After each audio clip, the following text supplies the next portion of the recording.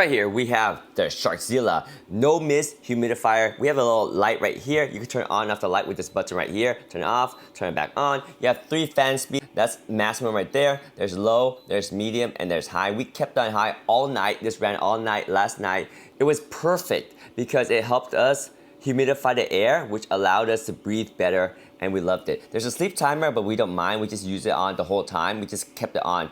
But there's a sleep timer. To refill the water, you can pour in from the top right here, not right here. This is the fan where the air blows out. Pour the water in here, or you can lift this cap up and just pour water in. There's a 5-liter capacity tank in there. And this thing is pretty quiet for what it does. And the coolest thing is there's no mist. Very cool, right? Now there's a safety. When I open this lid right here, you'll see it'll turn off. That's just a safety mechanism. So we'll lift off the lid right here. It turns off. And you see right there, there's a 5-liter tank. And we filled up to the max. And right now it's about halfway full all through the night.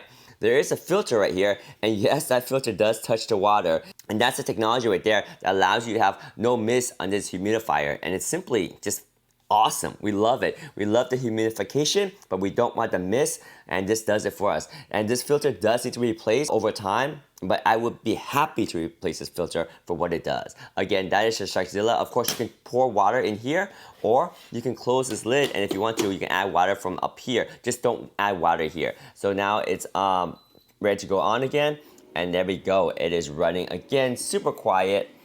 At level 3 fan speed, this is the Sharkzilla with the little light right there. No mist humidifier right there. Oh yeah.